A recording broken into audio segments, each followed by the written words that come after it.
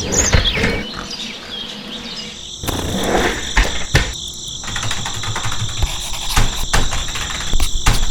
I'm gonna go over some tips and talk about some pitfalls that I commonly see amongst people less experienced with drawing hair. So one, ending your line strokes like really hard, or keeping uniform line strokes that are like this. So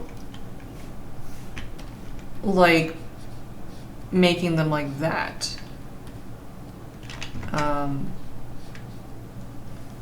You want to, most of the time, each of these, like, even like with each value,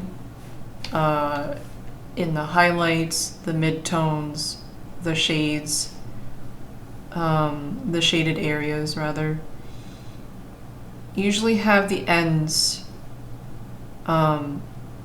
fade out and become thinner and thinner, and in the middle parts,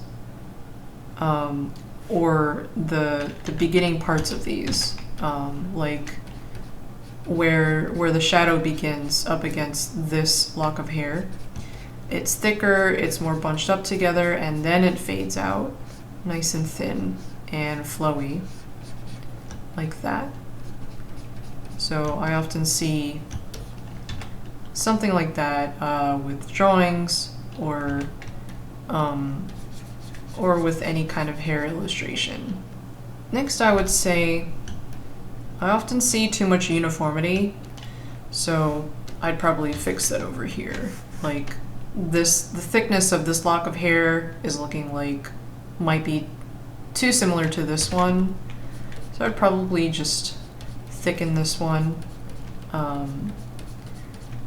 whether in the middle of the hair or at the ends.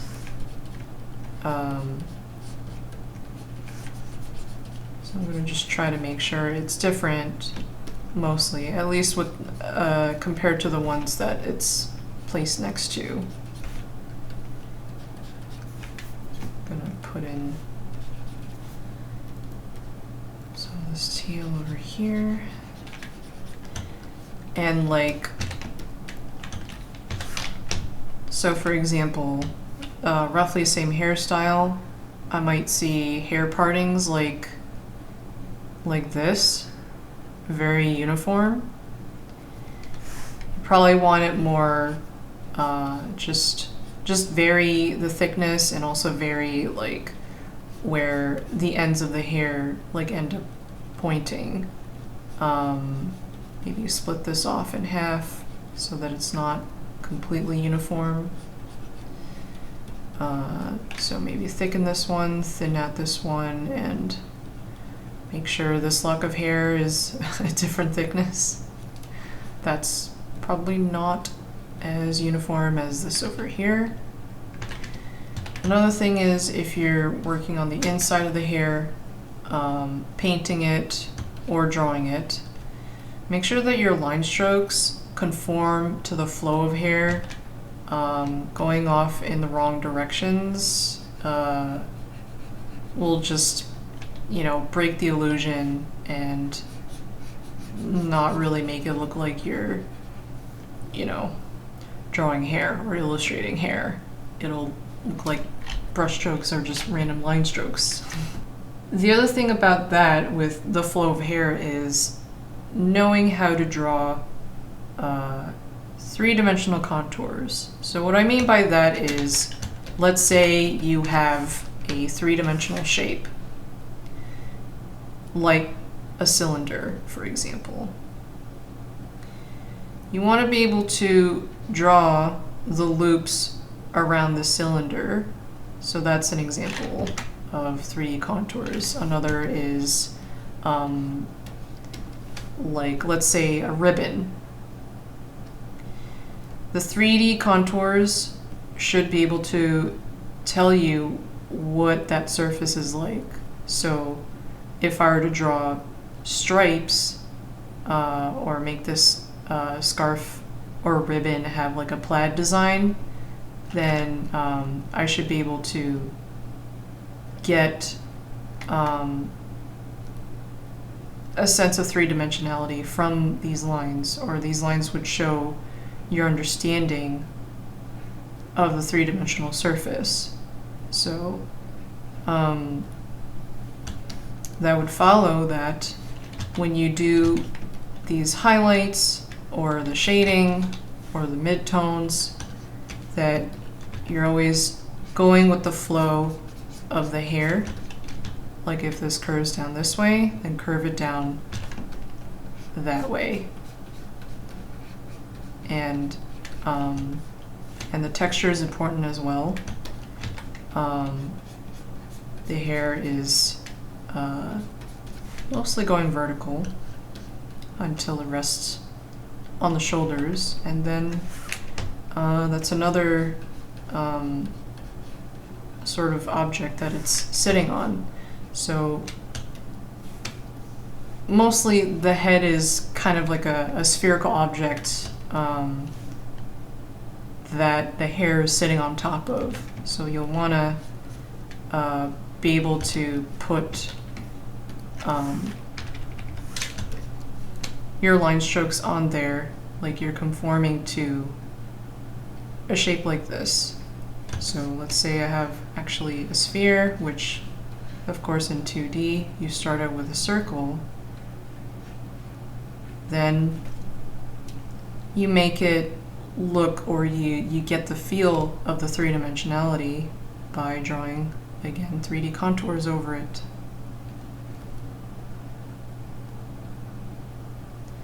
And then if you wanted a thing like a crown or tiara or whatever kind of headgear or decorations, garlands, then you'd have to know how to draw the 3D contours in a different direction as well. So then it might look something like this. Or if you wanted to tie your hair back like this, then you have to make sure that you understand also 3D contours and have it go in the proper direction. Another tip is, what I've seen also is the ends of the locks of hair.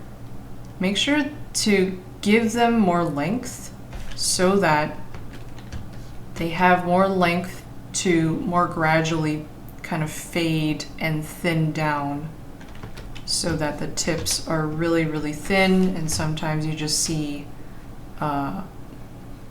perhaps more individual tips of strands of hair, maybe even split ends if you want to get that detailed. But what I often see is hairs that just kind of abruptly end like that.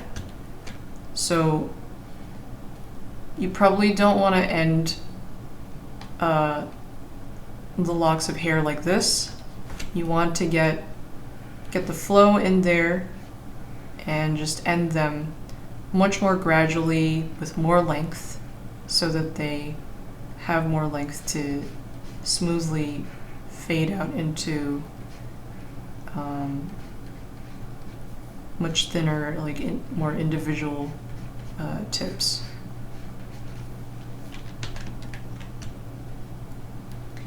So yeah, don't leave it too short like this. Do it a bit longer so it gives it more length to fade out smoothly and elegantly. And one last thing is not digging in deep enough with the values. So then everything is just too washed out, like there's not enough pop between the different locks of hair. So what I often see is perhaps people are a little bit too timid, and the colors are just so washed out. They like, whether you're drawing hair or you're painting hair, people get so timid, and then the hairs are not parted enough with more distinct locks of hair. So just remember to really, really dig in and just make sure that the locks of hair are much more distinct by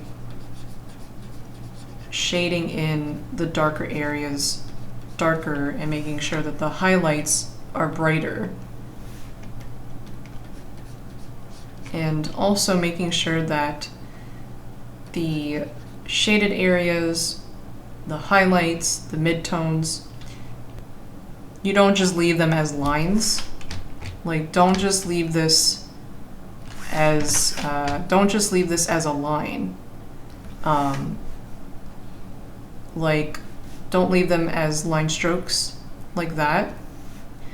Make sure they are shapes that conform to not only the three-dimensional surfaces, but these need to be shapes. Very irregular, they're very organic shapes, but make sure that you don't leave them as like a bunch of lines in the hair like this. They should be blending into other areas depending. I mean, you have some hard edges over here for the highlights. I have some harder edges down here. That's fine, but sometimes they can transition a little bit more smoothly, but still these are more like solid shapes. Like, as opposed to this, do more of stuff like this. Just like how I have it here. It's less like line strokes, and you just use the lines to create more solid shapes. And then you might fill them in. This could be a shaded area, or this could be a highlighted area, or even a mid-tone area.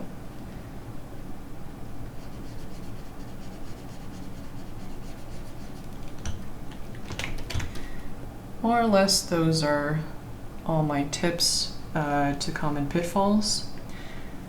I hope you enjoyed this tutorial. I hope you found it helpful, and thank you so much for watching.